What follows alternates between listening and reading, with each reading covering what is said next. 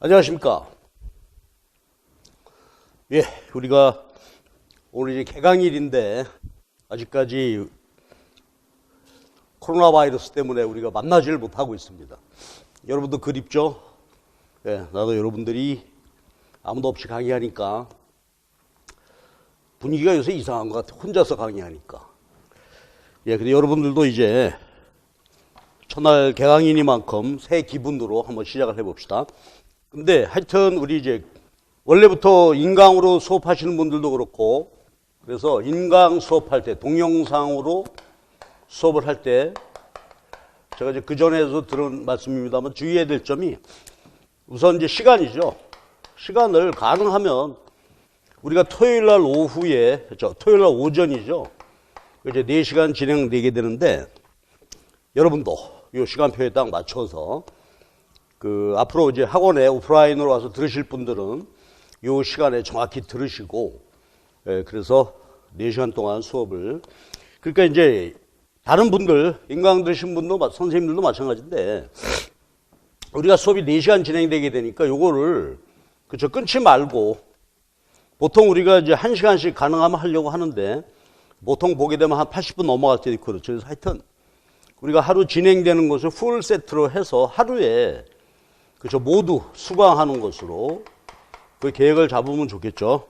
그래서 시간표를 정확히 짜서, 그래서 그 과목별로 종합반 들으시는 분 같은 경우는 이제 그죠, 4과목, 5과목 쭉 진행이 돼야 되니까 거기 맞춰서 4시간씩 듣고, 그리고 이제 강의 들을 때 제가 부탁드렸던 게 동영상 들을 때는 중간에 끊지 말고, 그렇죠, 전체 풀 스트레이트로 한번 쭉 들으시고 학원에서 수업 듣는 기분으로. 중간에 자꾸 끊게 되면은 수강 시간이 길어지게 되죠.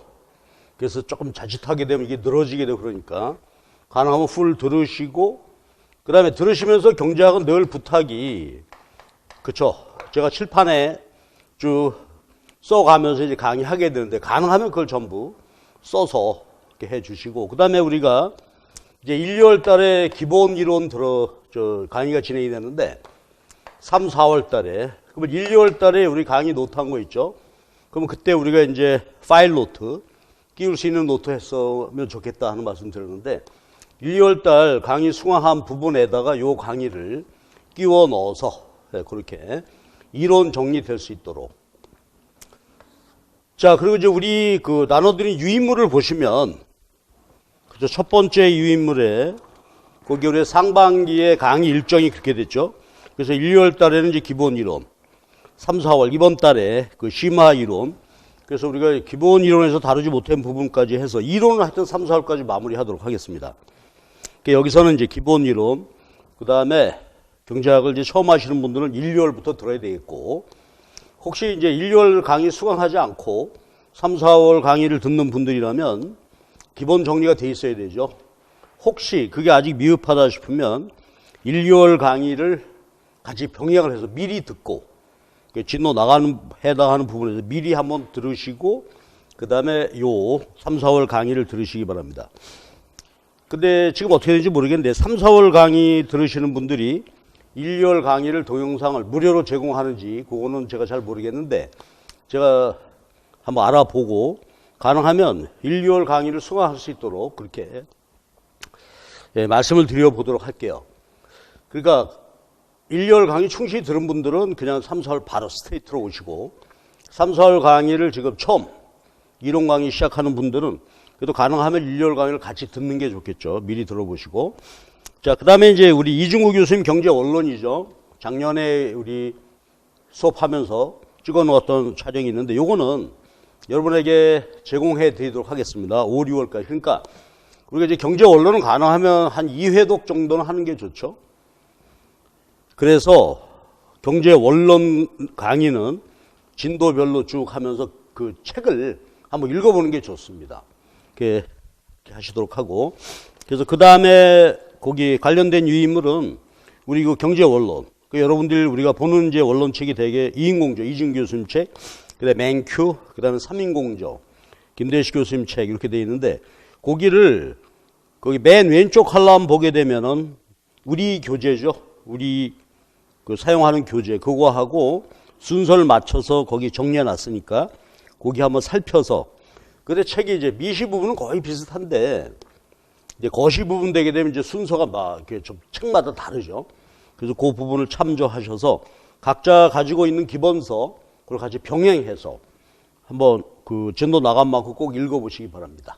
근데 경제 원론 읽는 것은 굉장히 중요하죠. 그래서 우리 교재는 요건 사실은 서브노트죠. 강의 또한 이론의 핵심만 정리한 것이기 때문에 같이 한번 보시면 좋을 것 같습니다. 자, 그리고 이번 달에 이제 우리 여러분에게 보충 유인물은 매일 미시경제학 이제 4회 진행되게 되는데 거기 진도별 핵심 주제 그 문제를 제가 여러분에게 드렸습니다. 그래서 거기 보면 이번에 미시경제학 핵심 주제 첫 번째 오늘 강의할 내용 연습 문제 제가 드렸는데 14문제입니다. 14문제 정도 풀 수 있겠죠. 그러니까 수업을 들으시고 복습하고 그 다음에 문제 풀이를 반드시 하시기 바랍니다. 반드시. 왜냐하면 이걸 이제 연습 문제를 같이 쭉 풀어서 보는 게 해당되는 부분의 이론을 정리할 수 있게 되겠죠. 꼭 풀어보시기 바랍니다. 해설은 내가 가능하면 자세히 붙여놨으니까 그 뒤에 한번 보시고요. 근데 문제를 풀 때 가능하면 먼저 해설 같이 보지 말고 먼저 문제 한번 풀고 이거 내가 접근할 수 있느냐 한번 쭉 문제 자체를 먼저 한번 쭉 보신 다음에 그 다음에 해설 참조해서 공부하시기 바랍니다. 그 다음에 거기 보면은 이제 6번 문제 그 다음에 11번 14번 이렇게 해가지고 서술형 답안 작성 해놨죠. 그러니까 계속해서 이렇게 할 거예요. 그러니까 매주 연습 문제를 드리고 한 3문제씩 뽑아가지고서 서술형 답안 작성 해보시라. 요거는 마음 먹고 답안 작성을 한번 해보시기 바랍니다. 근데 답안 작성은 우리가 긴 문장은 아니잖아요. 그러니까 우리 여러분 답안지 1월 달에 보셨죠. 그 1월 답안지에 그 스페이스를 의식을 해가면서 답안 작성을 한번 해보시기 바랍니다. 그러니까 평소에 우리가 3, 4월 달 쭉 해보고 5, 6월 이렇게 진행이 되게 되면은 그러면 그 서술형 우리가 답안을 써야 되니까 그 연습도 충분히 될 수 있을 것 같아요. 근데 연습을 할 때 이제는 글씨 같은 것도요. 그렇죠. 그 스페이스에 잘 해서 채점하는 분들이 읽기 쉽게 가독성이라고 그랬죠. 읽기 쉽게 답안을 써줘야 채점하는 사람이 기분 좋게 채점하겠죠. 근데 저도 그렇습니다만 이제 읽기가 좀 어려우면 그 답안 채점하는 사람들이 기분이 유쾌할 까닭이 없죠. 그래서 여러분도 그 좀 의식을 하시면서 글씨를 뭐 일필휘지 왕이지체로 써라 그런 뜻은 아니고 읽기 쉽게 그저 또박또박 해서 자기가 쓰고자 하는 내용이 바로 눈에 들어올 수 있도록 글씨도 조금 신경 써 주시면 좋을 것 같습니다. 자, 그리고 그 앞에 이제 보게 되면 강의 일정 해놨는데 이거 이제 5, 6월 달은 우리가 이슈 파이팅이라고 제가 써놨죠. 하고 기출문제 정리요. 이렇게 할 겁니다.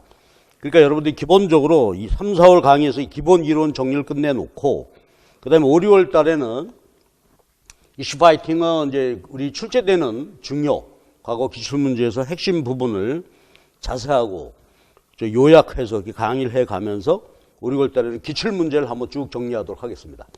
근데 기출문제는 이제 물론 시험제도가 개편이 돼가지고 2014년서부터 되는데 그 전에도 문제들이 있죠. 그 전에도 주관식, 객관식이 있어가지고 그 전체 풀 세트를 전체적으로 한번 다뤄보도록 하겠습니다. 근데 5, 6월 달은 이제 그때 가서 우리가 하도록 하고요. 3, 4월은 하여튼 이번 달에는 경제 이론, 기본 이론을 완벽하게 정리한다 하는 기분으로. 이론 정리가 여기서 더 늦어지게 되면 여러 가지 스텝이 꼬이게 되죠. 그래서 여러분들이 복습 열심히 하시면서 정리하시기 바랍니다. 그런데 이제 마지막 한 가지만 더 말씀드리면은 강의 들을 때 반드시 노트 해달라. 책에다가 밑줄 긋고 뭐 간단히 요약하고 그거 적극적이지 않은 방법이죠. 그래서 적극적으로 노트. 경제학은 어차피 그림으로 이해가 돼야 되고 답안에는 그림 필요 없지만 이론 이해하는 데는 그림이 보조수단으로 중요하죠. 그 다음에 또 보면 우리가 지난 1월 달에 기출문제 드렸었는데 기출문제 보면 계산문제입니다. 미시경제학이 거의. 그래서 계산문제 연습 꼭 필요하니까 노트 꼭 칠판에 제가 쓰는 대로 한번 같이 노트 정리하시면서 보시기 바랍니다. 자, 그래서 우리 각오를 이제 새롭게 하면서 시작을 해봅시다. 하여튼 3, 4월에 이론 정리 끝이 돼야 돼요. 근데 경제 이론이 참 방대하죠. 네, 그러니까 좀 스피디하게 1, 2월달 강의됐던 내용은 빨리빨리 이제 스쳐 지나가면서 이론 정리를 하도록 하겠습니다. 자, 그럼 이제 1장 경제 문제, 경제 체제 하는 그 부분은 경제 문제가 뭐냐? 순편이 극대화하다. 그렇죠? 경제적 효율성은 편익은 최대로 하고 비용을 최소로 하는. 그래서 그게 15페이지 보면은 그렇죠? 경제 원칙, 경제적 효율성, 요것의 개념 이런 건 이제 한번 봐주시고요. 그 다음에 이제 경제학에서 비용은 기회비용하고 매몰비용 두 가지 비용이 있었죠. 요거 한번 정리하시고요. 그 다음에 16페이지 여기는 이제 경제학 분석이 요건 신고전학파 경제학이라고 그랬죠. 우리가 흔히 얘기하는 자유주의 경제학입니다. 시장 경제.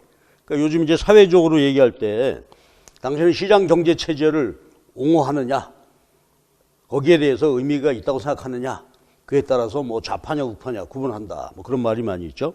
요거는 이제 철저하게 신고전학파 경제학, 자유주의 경제학입니다. 시장 수요 공급 이론, 여기서 보는 경제학적 사고의 기본 개념. 그래서 이기심이다. 근데 모든 분석은 한계 원리에 의해서. 그러니까 편익과 비용 분석할 때 한계 편익, 한계 비용이죠. 뭐 그런 개념. 그 다음에 모든 선택에는 비용이 필요하다. 그 다음에 뭐 시장이 모든 문제 해결한다. 근데 시장이 완벽할 수는 없다. 시장 실패. 그럼 이제 정부가 개입해야 되죠. 이런 이제 기본적인 개념들이 있으니까 한번 봐주시고. 그 다음에 그 밑에 개념 다지기 해서 용어 정리죠. 이건 아는 것인데, 예, 다시 한번 확인해 보시고. 그 다음에 이제 경제 체제 문제는 뭐 자유주의하고 자본주의, 사회주의와 자본주의.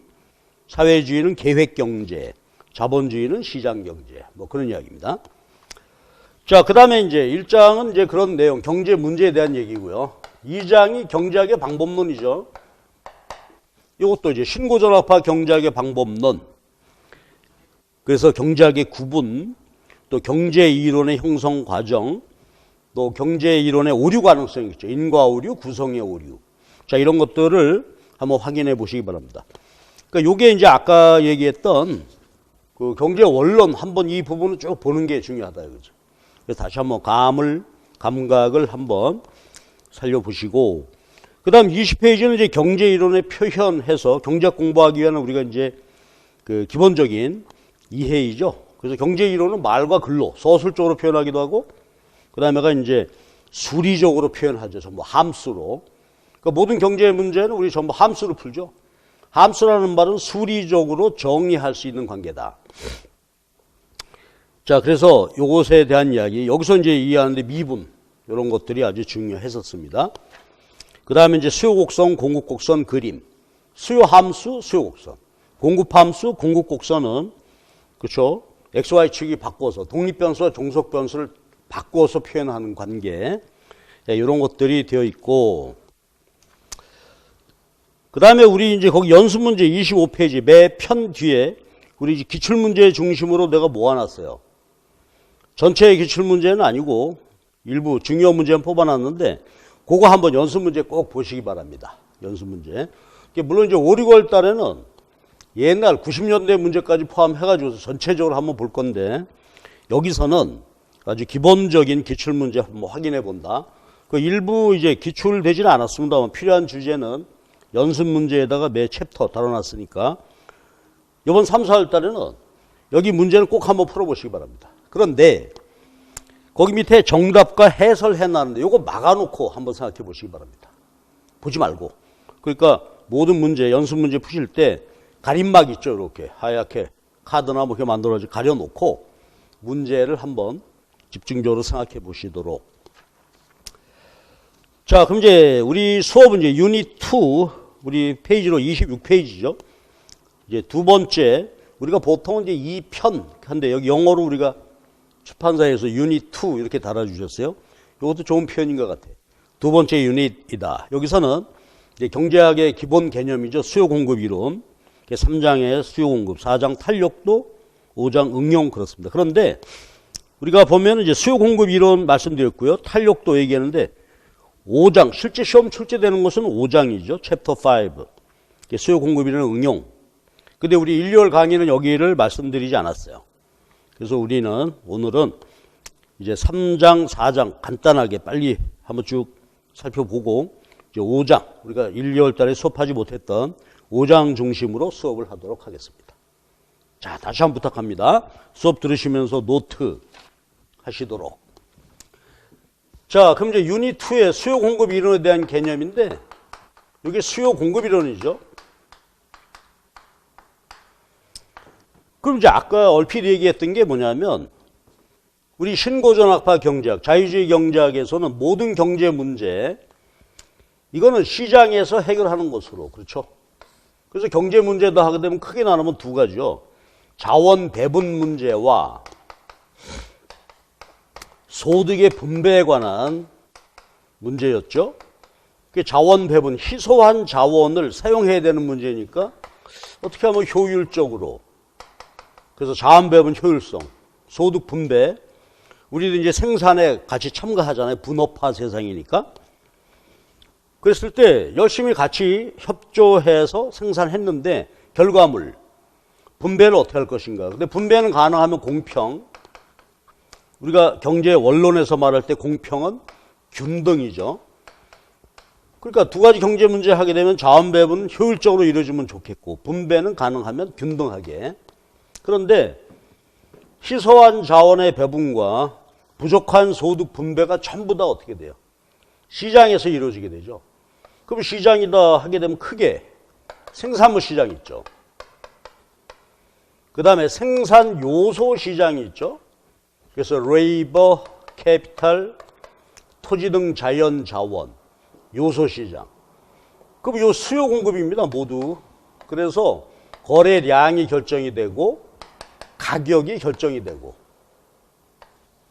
그 생산물이라면 뭐 수요량, 공급량, 그 다음에 생산물의 가격 이렇게 되고, 요소 시장 하게 되면 노동 시장의 수요 공급, 고용량, 임금, 자본 시장이라면 자본에 대한 수요 공급, 이자율이 결정이 되고, 요건 부동산 임대료. 그러니까 모든 문제가 다 시장에서 결정이 된단 말이야. 미시경제학에서는 주로 요 시장을 다루게 되고, 거시경제학 가게 되면 어떻게 되죠? 그렇죠. 생산물 시장의 수요 공급에 영향을 주는 게 금융시장이죠. 금융시장에서 이자가 결정이 되죠. 예? 이거 자본시장입니다. 그래서 이걸 별도로 잘 봐야 되겠죠. 그래서 이자율이 생산물 시장 영향을 미치는 정도 봐야 되겠고, 또 경제학에서 보는 것이 외환시장이 되겠죠. 개방경제니까 외환시장에서 외환 거래에 의해서 환율이 결정이 되게 되고. 자, 그래서 이제 모든 문제들이 다 수요 공급으로 이렇게 결정이 된다. 수요 공급에 의해서. 그러니까 이게 계획경제하고 전혀 다른 거죠. 계획경제.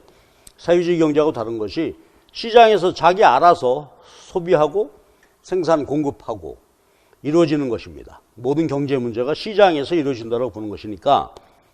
그럼 3장에서는 이 수요 공급에 대한 기본 개념이었죠. 그러니까 우리가 이거 설명을 할 때는 생산물 시장을 중심으로, 그렇죠, 수요 공급 개념 정리하고 하는데, 여기서 이 개념은 요소 시장도 다 마찬가지고, 그렇죠, 금융시장, 외환시장도 다 수요 공급에 대한 기본 개념 본다. 그래서 여기서 수요 공급에 대한 기본적인 개념을 공부했었는데, 자, 근데 이제 시장이 중요한 것은 시장이 어떻게 돼요? 시장은 자율적으로 만남의 장소죠. 제발로 와서 사고 팔고 그 과정에서 가격이 결정이 되니까 시장을 대표하는 것은 바로 가격이 되죠. 그러니까 시장기구, 가격기구 같은 말입니다. 그래서 먼저 이제 시장에서 결정되는 가격에 대한 간단한 설명이죠. 시장에서 결정되는 걸 우리가 절대 가격이라고 그러죠. 시장 가격입니다. 그리고 두 상품의 가격, X제 시장 가격, Y제 시장 가격. 그죠. 이게 이제 시장에서 결정이 되게 되면 요 두 개 관련돼서 보는 것이 상대 가격이죠. 그러니까 두 상품의 절대 가격을 서로 나눠본 게 상대 가격입니다. 그 상대 가격에 의해서 이제 요소도 고용하고 생산물도 소비하고, 그래서 우리가 시장에서 가격 결정되고 상대 가격. 그래서 요 가격 두 가지 개념에 의해서 자원 배분 자율적으로 이루어지게 되고 분배도 마찬가지죠. 그래서 가격에 대한 개념 시장에서 결정된다. 그리고 두 상품의 가격 나눠본 것이 상대 가격이다.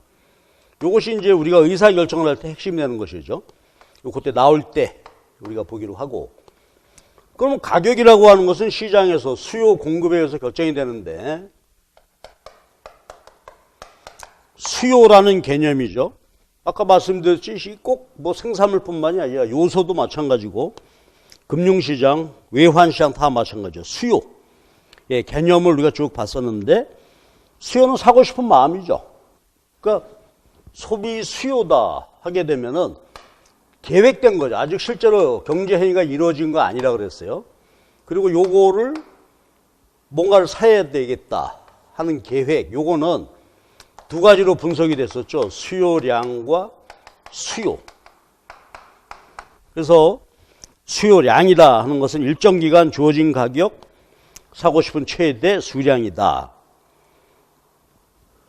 그래서 그 개념이죠. 수요량은 그래서 수요, 요것은 유량, 기간이 정해져야 되고 얘는 일정 가격에서 사고 싶은 맥시멈 퀀티티다.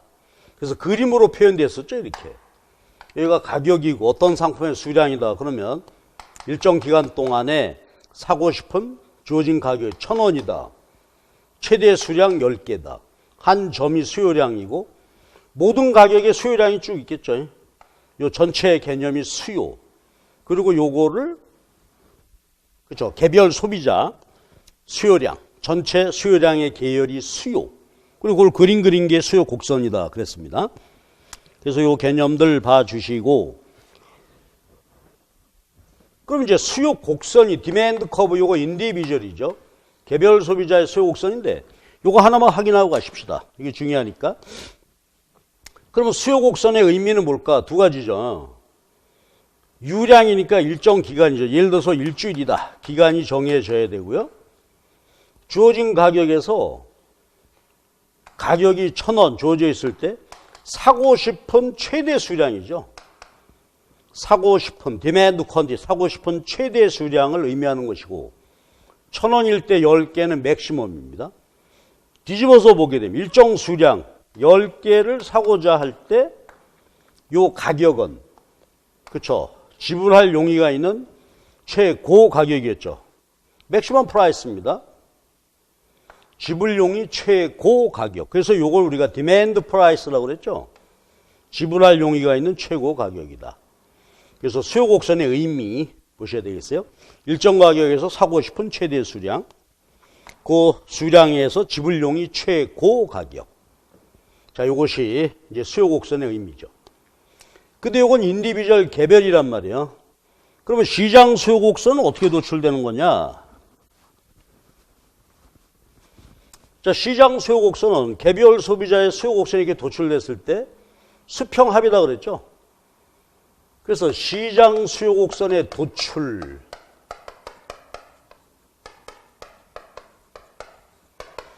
시장 수요 곡선의 도출. 자, 요게 이제 우리 수업 1월 달에 하지 않았던 개념인데 요거요. 우리 교재 예를 가지고서 정확히 해야 되는데 자, 먼저 거기 밑에 그 31페이지에 예제 가지고서 한번 볼게요. 자, 보세요. 인디비주얼, 어떤 개별 소비자의 수요 함수가 주어져 있다. 100 빼기 0.5의 P.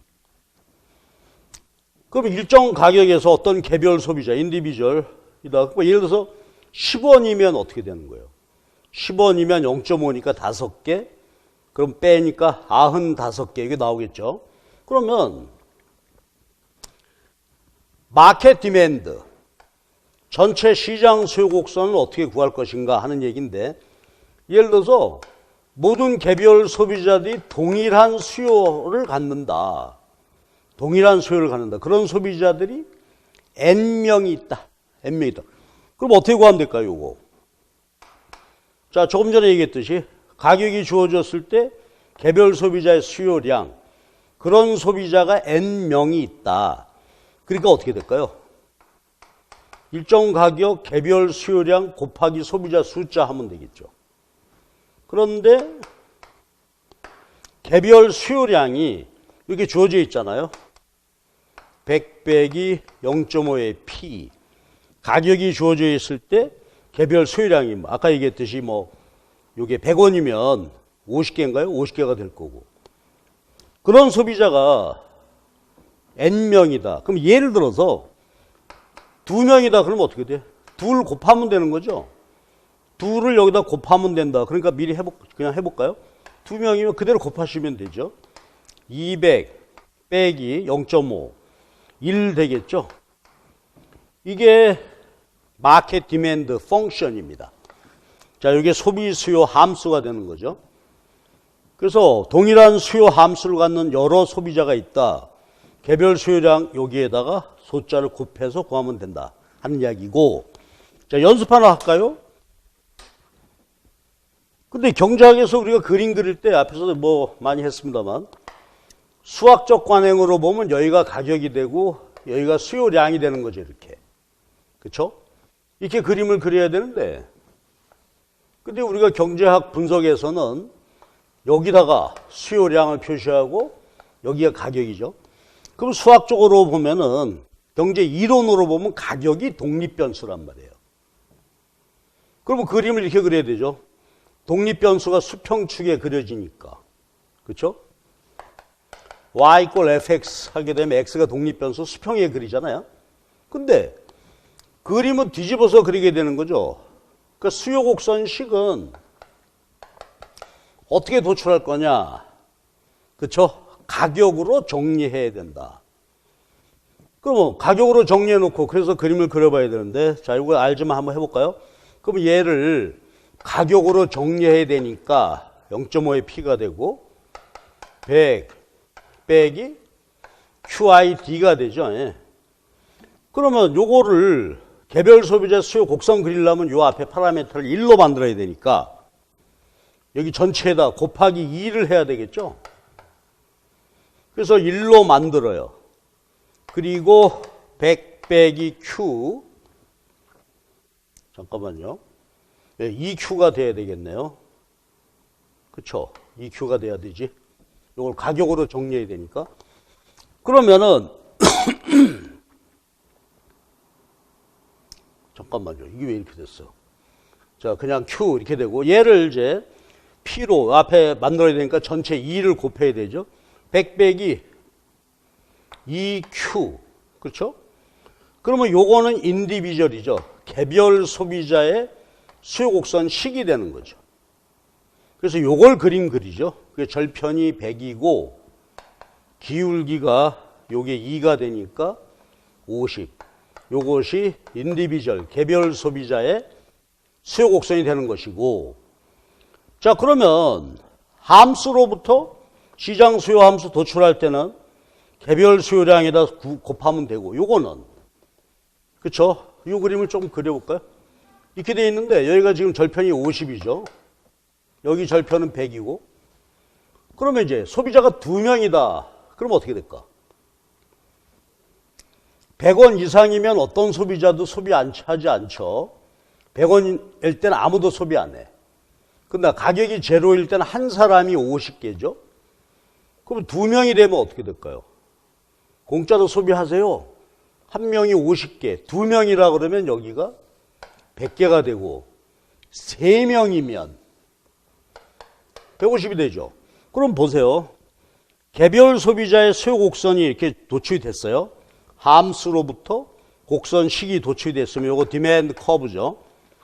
그럼 마켓 디맨드 커브는 어떻게 구할 거냐? 그럼 이거 어떻게 하면 될까요? 절편은 그대로죠. 절편은 그대로이고 어때요?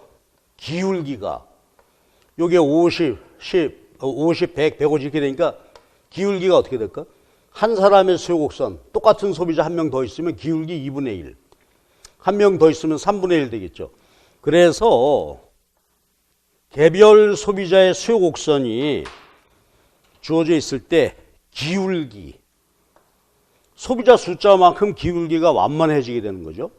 2분의 1, 3분의 1. 그래서 소비자 숫자로 나누세요. 이렇게 되는 거죠. 예. 그러니까 요게 개별 소비자의 수요 곡선이면 마켓 디맨드 커브, 요거는 동일한 수요 곡선을 갖는다라고 할 때 소비자 숫자대로 나누세요. 그럼 얼마가 될까요? 우리가 아까 2명이라고 그랬네. 2명이라고 한다면 100 빼기 2로 나누게 되니까 1 돼서 Q가 되겠죠. 그래서 요게 마켓 디맨드 커브다. 다시 한번. 개별 소비자의 수요 곡선이 요거. 그러면 마켓, 동일한 수요를 가는 소비자가 여러 명이다. 소비자 숫자대로 나누어서 기울기를 완만하게 만들면 된다. 2명의 경우에는 이렇게 된다. 그렇죠? 요거는 우리 옛날에 기출문제이기도 하고, 요거 뭐 분석의 기본이 되겠죠. 자, 요거를 1월 달에 하지 않았던 내용 하나 보시고. 자, 그 다음에 이제 이어지는 주제는 수요량 변화, 수요 변화죠. 수요량 변화는 수요 곡선 상의 변화, 가격이 변화해서 변하는 거고, 수요 변화는 여건 변화죠. 가격 말고 수요에 영향을 주는 것들이 쭉 있죠. 그래서 여건이 변화하게 되면 수요가 변화해서 좌우 이동, 수요 증가. 책에서는 수요 증가고요. 물론 이제 감소, 왼쪽으로 이동할 수도 있겠지. 수요량 변화, 수요 변화의 개념이고. 그러면 그 다음 32페이지가 수요 변화 요인이 있겠죠. 수요 변화 요인.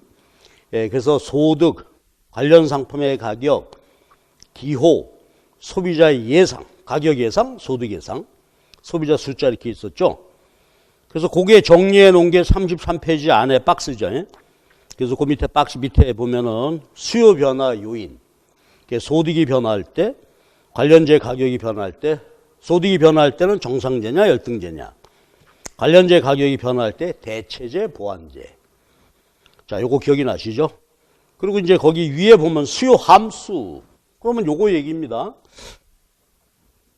그럼 이제 앞으로 경제 이론의 수요 측면을 분석을 할 때 수요 함수 얘기인데, 어떤 X제에 대한 수요, X제 소비하고 싶은 마음, 여기 영향 주는 것은 가격이죠.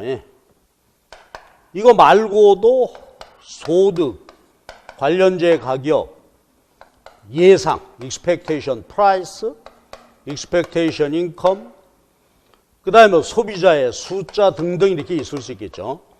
그리고 뭐 유행, 테이스트, 유행, 선호 이런 것들이 있을 수 있고. 이게 함수란 말이에요. 그렇죠? 그 이제 구체적으로 본다면 예를 들어서 수요 함수가 100 빼기 2px고, 소득에 대해서는 뭐 플러스 1의 소득이고, 관련제 가격에 대해서는 뭐 0.5의 py, 또 뭐 0.8의 pz 이렇게 되는 거죠. 이게 수요 함수란 말이에요. 그렇죠? 그러니까 우리가 소비하고자 하는 마음에 영향 주는 것들, 이게 독립변수죠. 그래서 구체적으로 보면 함수라는 표현을 썼으니까 전부 수리적으로 이렇게 표현 가능한 것이죠. 자, 그러면 수요 곡선은 뭐냐? 여러분, 수요 곡선은 아까 어떻게 됐지? 그렇죠? 가격과 수요량의 관계만 표시한 것이죠. 그러니까 어떤 재화에 대한 수요 곡선이다라고 할 때는 수요량과의 관계만, X제 가격과 X제 수요량의 관계만 그림으로 그린 거란 말이에요. 그러면 이렇게 그림을 그렸다 아까처럼. 그러면 수요 곡선은 어떻게 도출된 거냐? 이게 여건이죠. 가격 말고 소비하고자 하는 마음에 영향 주는 것들, 이게 수요 측 여건이죠. 그러면 수요 곡선은 어떻게 도출됐다? 그렇죠. 수요 곡선은 여건, 뭐 소득이나 관련제 가격 이런 것들이 현재 상태에서 변하지 않는다 라는 전제하에서 가격과의 관계만 그림으로 그린 거다 이거예요. 그럼 그게 뭔 소리냐? 우리 앞에서도 했습니다만 다시 한번 볼까요? 그럼 예를 들어서 지금 소득이 100원이다. YJ 가격은 10원이고 Z 가격은 뭐 20원이고 주어져 있는 거죠. 여건입니다. 수에 영향을 주는 소득, YJ 가격, Z, 관련제 가격, 여건이죠. 얘는 주어져 있다. 100원, 10원, 20원 주어져 있다. 그리고 여건 일정 불변. 100원, 10원, 20원에서 변하지 않는다.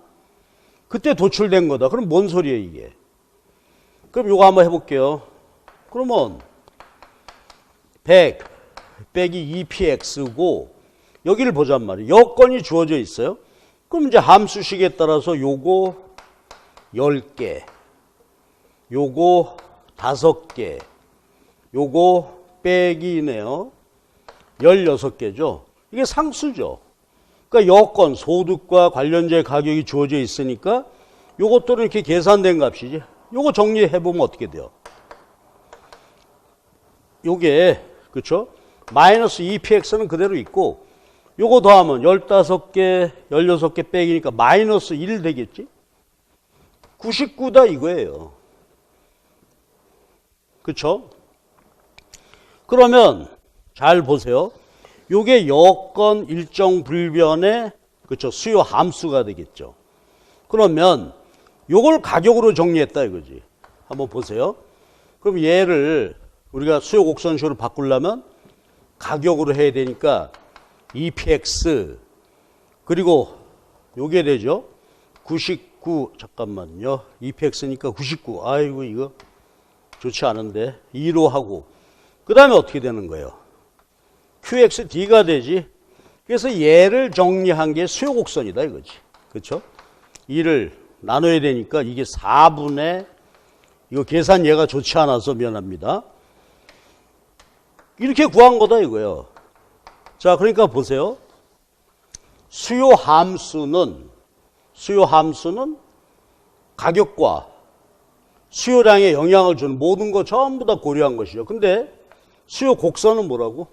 가격 말고 나머지 여건 요것들은 주어져 있는 상태에서 가격과 수요량의 관계만 이렇게 해서 그림을 그린 거다. 그러니까 여기가 절편이 99에 4가 되고 기울기가 0.5가 되는 이게 수요 곡선이 됐다 이거지. 그렇죠?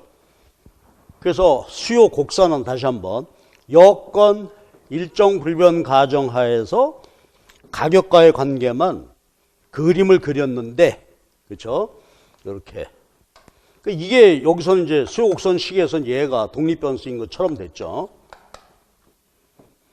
그래서 요거를 한번 잘 이해를 해 보시는 게 좋겠죠. 그 다음에 여건이 변화하면 어떻게 됐다고요?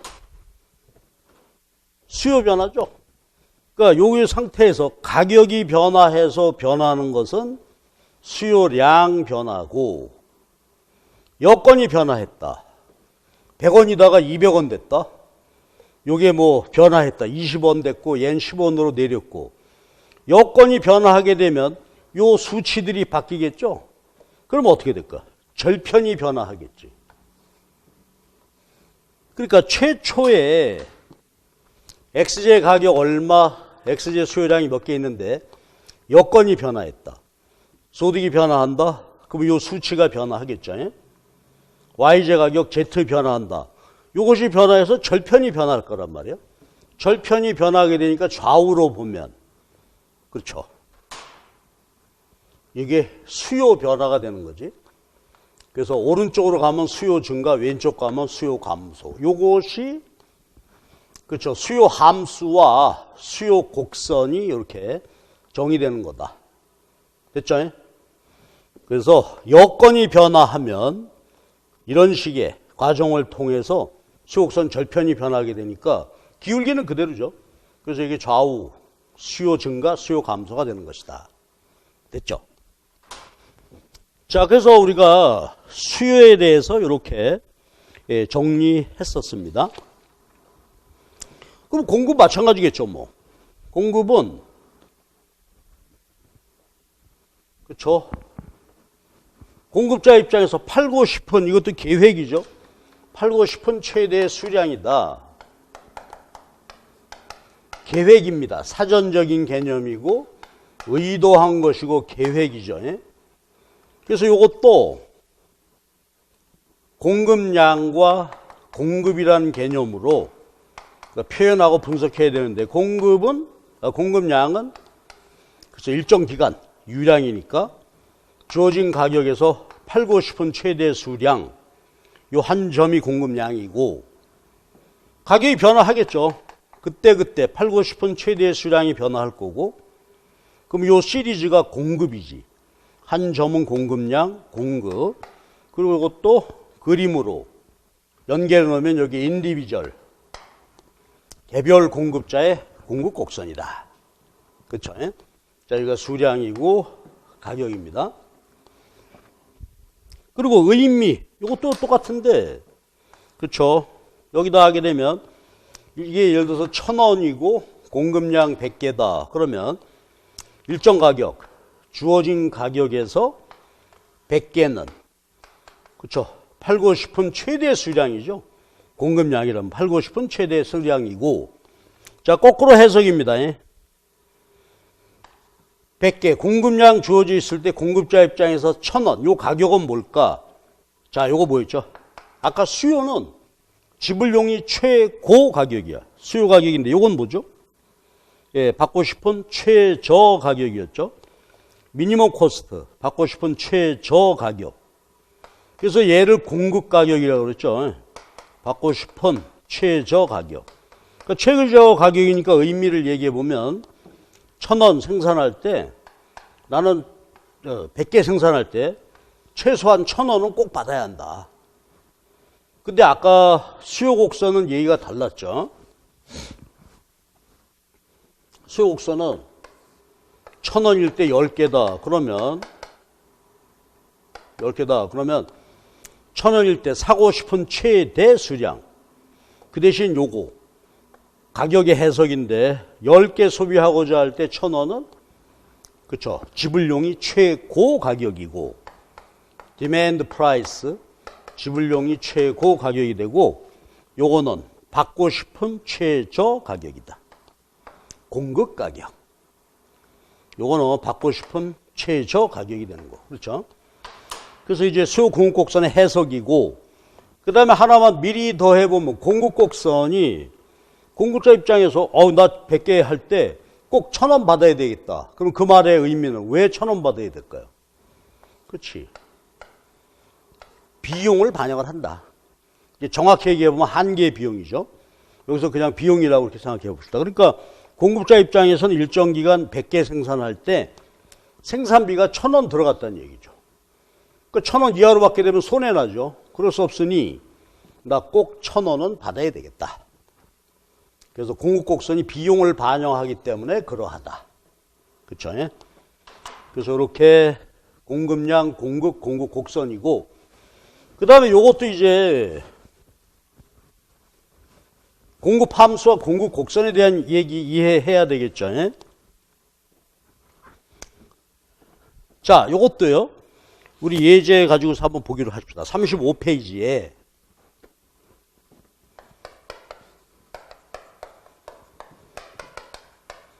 시장 공급 함수, 시장 공급 곡선에 대한 얘기인데 이것도 예제 한번 볼게요. 먼저 공급 함수, 인디비주얼 5 플러스 0.25의 P다. 이게 이제 경제 이론이죠. 그 말은 무슨 말이야? 가격이 독립변수죠. 그러니까 공급량은 가격에 의해서 결정이 되어진다. 함수인데 이게 그려지는데 이번에도 그죠? 동일한 공급 함수를 갖는 공급자 숫자가 예를 들어서 여기서도 N명이다. 이렇게 해보자 이거지? 그럼 이것도요. 그러니까 개별 공급자가 일정 가격에서 이렇게 그럼 예를 들어서 100원이다. 그러면 0.25, 25개 합쳐서 100원일 때는 공급량이 25, 30개 되잖아요. 근데 동일한 함수를 갖는 기업이 여럿이 있다. 뭐 5, 10명 얼마든지 있어도 되겠죠. 예를 들어서 2명이라고 해보면 어떻게 되면 될까? 마켓 서플라이 펑션은 일정 가격일 때 30개 그런 소비자가 2명 있다. 그러면 어떻게 하면 되겠어요? 공급자 숫자를 곱하면 되겠죠. 그러니까 100원일 때 한 사람이 30개 팔고 싶다. 2명이다. 그럼 합쳐서 60개가 되겠죠. 그러니까 이걸 이제 일반적인 함수로 표시해 본다면, 자, 공급자 숫자, 개별 기업의 공급 함수가 5 플러스 0.25p. 그러니까 바로 곱해서 풀면 된다 이거지. 2명이에요. 그러면 10 플러스 0.5의 p. 그러면 이게 마켓 서플라이 펑션이 되는 것이다 이거지. 됐죠? 그래서 동일한 공급 함수를 갖는 기업이 여럿이 있다 하게 되면 곱하라. 개별 공급량에다가 공급자 숫자를 곱해서 하면 되고. 근데 이것도 이제 우리 공부 필요하죠. 근데 경제학에서는 이걸 이대로 그림을 안 그리고, 즉 얘가 독립변수, 공급량 이렇게 하는 것이 아니라 바꿔서 그리죠. 여기다가 공급량이고 P 그리니까, 자, 이제 공급 곡선을 서플라이 커브 그릴 때는 가격으로 정리해야 되죠. 가격으로. 한번 해봅시다. 그러면 가격으로 정리해야 되니까 0.25P. 그 다음에 여기에 넘어가면 마이너스가 되겠죠. 마이너스 5 플러스 QS가 되니까 이거 인디비주얼이죠. 개별 소비자들의 지불용의 가격이죠. 그러면 얘도 그림 그리려면 파라미터 1로 만들어야 되니까 4를 곱해야 되겠죠. 그러면 4를 곱하면 인디비주얼 20 플러스 4Q. 요게 개별 소비자, 개별 공급자의 공급 곡선 도출이었죠. 그래서 개별 공급 함수를 가격으로 정리하면 공급 곡선이 된다. 그럼 이건 이제 절편이 마이너스 20이 되고 뭐 이렇게 그려지겠죠. 이런 식으로. 그런데 여기서 시장 함수 노출하듯이 이번에는 마켓 서플라이 커브, 시장의 공급 곡선 식을 구하려고 한다. 근데 공급자가 여러 명이다. 그럼 이것도 개념은 이거죠. 한번 보세요. 예를 들어서 이 절편이 10이라고 할 때, 가격 재료일 때 절편 10이라고 할 때 공급자가 2명이다. 그러면 어떻게 될까요? 그러면 이것도요. 이 절편은 그대로 있겠죠. 그 대신 가격 제로일 때 한 공급자가 10개를 공급하고 싶고요. 한 명이 더 있으면 20개, 3명이면 여기 30개 되겠죠. 그럼 보시면 자, 이것도 똑같은 이치가 되겠지. 2명일 때는 어떻게 돼요? 기울기가 그쪽에 역시 2배 완만해지게 되죠. 반으로 줄고 3명일 때는 3분의 1. 그래서요. 시장 개별 공급 곡선이 주어져 있을 때 시장 공급 곡선은 절편은 그대로고 기울기 이거를 그쵸 공급자 숫자대로 나누시라 이거야. 그러면 얘가 그쵸 공급 곡선 식이 되는 거지. 시장의 공급 곡선. 그래서 개별 공급 함수가 주어져 있다면은 숫자를 곱해서 함수 구하고, 곡선은 개별 공급자의 공급 곡선이 주어져 있으면 그쵸 기울기를 공급자 숫자만큼 완만하게 해야 되니까 나누면 되고, 요건 우리가 이제 앞으로 뭐 경제 분석하는 데 있어서 아주 기본이 되는 것이죠. 요거는 여러분들이 꼭 한번 교재에 있는 거 그대로 놓고 연습해서 한번 구하고 그림 그려보고 꼭 해보셔야 돼요. 자, 그 다음에 여기도 공급량 변화, 공급 변화가 있겠죠. 공급량 변화는 그림에서 보듯이 가격이 변화한다. 그래서 공급 곡선 상에서 변하는 거고, 공급 변화, 공급 곡선 전체가 움직이죠. 요건 여건 변화지. 가격 말고 공급에 영향 주는 요인들, 그게 변화하면 공급이 변화한다. 그랬을 때 우리가 앞에 얘기했죠. 공급 곡선이 의미하는 것이 비용 곡선이니까 여건 변화. 그럼 먼저 생각해 볼 수 있는 게 비용 변화겠죠.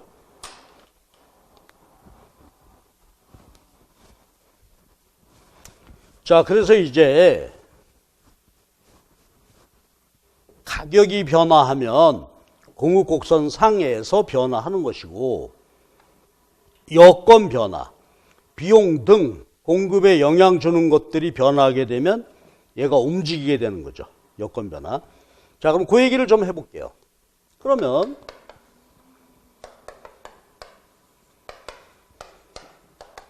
아까 했던 거 똑같은데 공급 함수입니다. supply function은 가격, 그렇죠? 그 다음에 비용과 관련되는 요인들이 있죠. 비용. 그게 보게 되면 이제 요소 가격, factor price. 그럼 요소 아까 3요소 했으니까 노동, 자본, 토지 등 자연 자원 가격이니까 노동의 가격은 임금이었죠. 예? 자본의 가격은 이자, 요건 렌트, 임대료. 이게 변화하거나, 그 다음에 뭐 일반적으로 각종 원자재 가격이 있겠죠. 원자재 가격이 변화하거나, 요소 가격 안에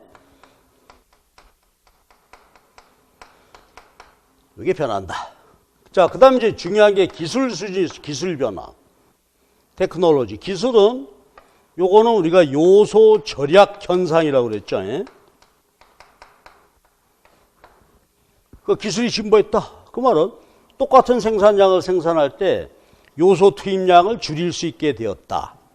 그러니까 투입량이 줄었으니까 당연히 비용이 감소하겠죠. 그 다음에 세금, 기업에게 주는 보조금, 서브시디 등등, 요게 비용 요인이 있었고, 그 다음에 이제 기타 등등 또 있겠죠. 공급에 영향 주는 것들이 여기서도 관련, 재화의 가격, 공급 측면에서 관련제.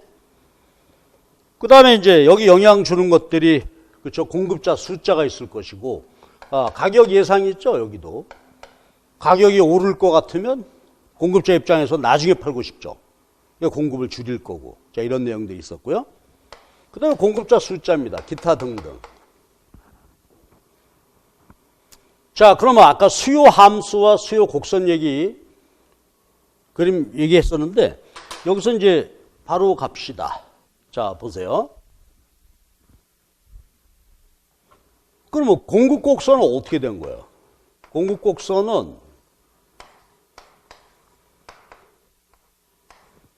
그렇죠? 가격과 공급량의 관계만 그림을 그린 것이죠. 아까 했던 것처럼. 근데 공급에 영향을 주는 것들이 기타 등등 요인들이 많이 있단 말이에요. 그래서 공급 곡선을 그렸다. 이렇게 그렸다. 여기가 P, QX다 하는 얘기는 뭐죠, 요거? 요게 여건이죠. 이 여건 일정 불변. 여건이 고정되어 있다. 아까 우리 봤던 것처럼. 그 상태에서 도출된 공급 곡선입니다. 그리고 가격이 변화할 때 공급량 변화가 되는 거고, 여건이 변화하면 이제 어떻게 돼요? 비용이 변화한다. 비용이 내리는 변화가 생겼다면 밑으로 가고, 비용이 증가하는 거 위로 가고. 근데 이제 밑으로 갔다는 얘기는 우측 이동, 상방 갔다는 얘기는 좌측 이동, 여건 변화죠. 그러니까 공급 함수는 공급에 영향을 주는 모든 변수 다 분석할 수가 있는데, 공급 곡선은 가격과의 관계만 보여주고 있고, 여건 변화는 수요 변화로 이렇게 분석할 수 있겠다. 그렇죠? 그래서 우리가 1월 달에 열심히 했던 게 바로 그런 내용이었어요. 그래서 다시 한번 꼼꼼히 챙겨봐 주시고, 그 다음에 이제 39페이지가 시장 균형이죠.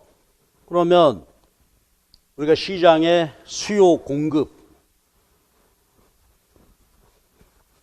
근데 시장이 균형이다. 이게 중요하죠.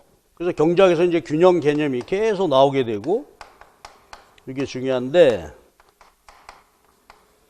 시장 균형의 의미는 수요곡선, 공급곡선, 수요 법칙에 따라서 가격과 수요량은 반대로 움직이고, 공급 법칙, 가격하고 공급량은 정의 관계로 움직이고, 그래서 우하향, 우상향이죠. 요거는 이제 아까 봤던 것처럼 개별 소비자들의 수요 곡선은 수평으로 더한 거고, 요거는 개별 공급 곡선 수평 합이죠. 시장. 그래서 이제 거래가 이루어지게 되는데 균형의 개념은 뭐죠? 어떤 시장, 이게 XZ 시장이다 라고 했을 때 XZ 시장이 균형되었다. 그 말은 시장 전체 수요량과 시장 전체 공급량이 같다. 이게 시장 균형의 정의입니다. 시장 균형이 뭐냐? By definition, 수요량 이퀄 공급량. 이게 시장 균형의 정의이고, 그럼 봐봐. 만약에 시장이 균형되었다. 그럼 요걸 우리가 equilibrium quantity 이렇게 얘기하죠. 균형 거래량. 그러면 시장이 균형되면 균형 거래량이 결정이 되고, 그 다음에 여기 보시면요. 그치? 지금 예를 들어서 시장 균형 거래량이 100개다. 그러면 소비자들 볼까요? 100개 소비할 때 소비자들은 지불용이 최고 가격이죠. 여기. 공급자는 100개 공급할 때 요게 공급 가격이 되겠죠. 그러면 시장 균형량이 100개가 결정이 됐다. 그러면 소비자들은 지불용이 최고 가격, 생산자들은 받고 싶은 최저 가격, 공급 가격인데 당연히 이퀄 되겠죠. 그래서 시장 균형의 오리지널 정의는 수요량과 공급량이 같을 때이고, 그리고 시장이 균형이 돼서 거래량이 되면 그때 가격은 어때? 균형 가격인데 요것의 의미는 소비자들 지불용이 가격하고 생산자 받고 싶은 가격이 서로 같다는 뜻이다. 시장 균형이죠. 자, 이거야 뭐 우리 잘 아는 것인데 이제 균형의 의미를 다시 한번 보는 거예요. 그러니까 우리 지금 생산물 시장이지만 노동시장 균형이다. 그럼 노동 수요 공급에 의해서 고용량과 임금이 결정이 되고, 자본시장이다. 그러면 자본, 고용량, 이자율. 이런 식이죠. 만약에 금융시장이다, 채권시장이다. 그러면 채권 수요 공급에 의해서 채권의 가격 결정되고, 외환시장, 균형, 환율. 이게 결정이 되는 것이죠. 그래서 시장 균형의 개념은 요것이고, 그래서 거기 이제 간단한 예제를 해놨죠. 39페이지에. 요거 풀어보시기 바랍니다. 그래서 시장 균형은 균형 조건 두 개를 활용할 수 있겠죠. 그래서 수요량과 공급량이 같을 때가 균형이 되는 거고, 그 다음에 수요량 공급량이 같으면 어떻게 돼요? 그렇죠? 수요 가격과 공급 가격이 이퀄 되겠죠. 그래서 여기서 수요 함수, 곡선, 그 수리적인 과정을 한번 실제로 풀어가면서 확인해 보시기 바랍니다. 우리 1월 달에 했었죠. 요거 다시 한번 해보시고. 균형입니다. 그 다음에 40페이지, 이게 중요하죠. 자본주의 시장 경제 아주 핵심인데, 균형이요. 근데 시장이 늘 균형되라는 법은 없죠. 시장의 불균형. 그럼 보세요. 시장 균형의 정의는 수요량과 공급량이 같을 때이다. 그럼 불균형은 뭘까? 수요량 공급량이 같지 않다. 이렇다. 그럼 이건 어떨 때 이렇게 될까요? 그렇죠? 균형 가격이 이 수준인데 이거보다 어떻게 돼가지고 실제 가격이 높은 거죠. 그러면 시장 불균형이죠. 즉 수요량보다 공급량이 더 많죠. 이런 상태를 우리는 초과 공급. 반대로 시장이 어떻게 어느 한순간에 보니까 시장 균형 가격보다 가격이 싸. 실제 가격이, 시장 가격이. 그럼 같지 않죠, 이거. 이때는 공급량보다 수요량이 더 많죠. 그럼 요거는 시장이 초과 수요 상태다. 요건 시장이 초과 공급이다 하는 얘기죠. 그럼 이거예요. 균형이면 100개, 그리고 예를 들어서 여기가 1,000원이다. 그럼 1,000원 내고 원만에 거래가 되는데 불균형 상태가 되면 어떡할 거냐 이거요. 초과 공급, 초과 수요. 자, 요거 불균형 시장 스스로가 조정한다. 초과 공급, 물건이 남아돌죠. 재고가 쌓이죠. 그러니까 공급자들이 가격을 내리겠죠. 경쟁할 거란 말이에요. 공급자들이 재고가 쌓이니까 아우 박앤세일 해야 되겠다. 초과 수요. 이거 소비자들이 야단났죠. 소비자들이 이 물건을 살 수가 없다. 필요한데. 그럼 어떻게 될까? 소비자들이 꼭 필요한 소비자들이 그렇죠. 이거 구하기 위해서 가격 인상 경쟁을 하겠죠. 예? 그래서 자본주의 시장 경제는 가만 놔두면 저절로 조정이 된다. 예, 그래서 초과 공급 상태면 물건이 남아도니까 공급자들이 가격을 인하하는 경쟁을 벌려요. 그럼 이제 수요곡선을 따라서 수요량 증가, 공급량 감소, 초과 공급 상태가 해소되겠죠. 초과 수요라면 구할 수가 없어. 그 소비자들이 가격 인상 경쟁한다 이거지. 그래서 가격이 오르게 되면 소비자들의 수요량은 줄고 공급량은 증가해서 이것이 다시 균형을 찾게 된다. 그러니까 자본주의 시장 경제는요, 그렇죠. 자율적으로 수요 공급에 의해서 가격 결정이 되고 불균형이 발생하면 가격이 움직이게 되는 것이죠. 이게 와알라스의 완전 신축적 가격 조정이다. 자본주의 시장 경제 메커니즘. 이건 이론이 아니라 현실이죠. 그러니까 요즘 보게 되면 우리가 아주 참 어려운 시기를 지나고 있는데 마스크 어때? 마스크. 그렇죠. 우리 집에서 보니까 뭐 우리 딸아이가 와가지고 아빠 5개 2만 원이래. 그러다가 조금 더 올라가지고 뭐 야단이 났잖아요. 그 시장이란 말이에요. 왜? 마스크 초과 수요가 되는 거죠. 초과 수요 상태가 되니까 가격이 오른다. 만약에 이것이 이제 또 열심히 해가지고 마스크가 남게 되면은 한 개 4,000원, 5,000원 하더니 가격이 내리겠죠. 시장에서 이게 조정이 된다 이거지. 그렇죠? 그래서 자본주의 시장 경제는 가격 조정에 의해서 언제나 균형 상태가 될 수 있다. 그렇죠? 자본주의 시장 경제, 이건 이론이 아니라 현실이죠. 근데 이제 유일한 예외, 뒤에서 나오겠지만 가격 조정에 의해서 시장 불균형이 해소되지 않는 경우는 노동시장은 예외죠. 뒤에서 나오겠지만 노동시장이 초과 공급이다. 노동 수요, 기업이 고용하려고 하는 숫자보다 공급, 일하고 싶은 근로자가 너무 많다. 노동시장 초과 공급, 실업이죠. 그러면 다른 시장이라면 어떻게 될까? 노동의 가격, 임금이 즉시 내려서 해소가 돼야 되는 거죠. 이게 이제 노동시장 유연성이라는 개념이죠. 그러니까 노동시장도 만약에 임금의 신축적 조정이 일어날 수 있다면 실업이 존재하지 않겠죠. 근데 임금은 그럴 수 없죠. 임금은 뭐 최저임금제도 적용되고 있고 또 노동조합이 임금 내리는 거를 허용하지 않잖아요. 그러니까 노동시장만은 예외. 자, 이것이 시장 균형입니다. 그리고 불균형이 발생하면 가격 조정에 의해서 신축적으로 해소가 된다 하는 얘기고, 그 다음에 균형 변화요. 균형 변화는 수요 측 여건 변화, 공급 측 여건 변화.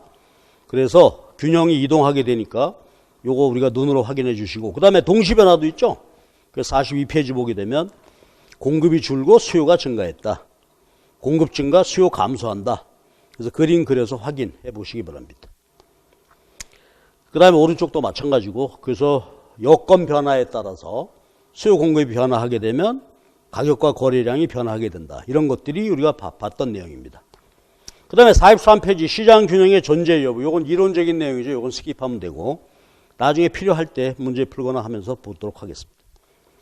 자, 이게 우리가 수요 공급 기본이죠. 수요 공급 개념, 그 다음에 균형, 여건 변화, 그리고 수요 공급은 전부 함수로 분석하죠. 수리적으로 분석하고 또 그림으로 그릴 때는 수요 공급 곡선 그림으로 하게 되는데 함수식과 곡선식은 그렇죠. 서로 반대로 그림 그린다. 이런 내용들을 우리가 공부했어요. 빠르게 제가 3장 수요 공급 얘기를 쭉 했어요. 이런 뭐 잘 아시는 내용이니까 이렇게 한번 봐주시고. 자, 그럼 잠깐 쉬었다가 4장 탄력도 얘기로 갑시다. 탄력도도 우리 1, 6월 강의에서 충분히 여긴 다 설명이 됐던 건데 간단히 복습 한번 하고 지나가도록 하겠습니다.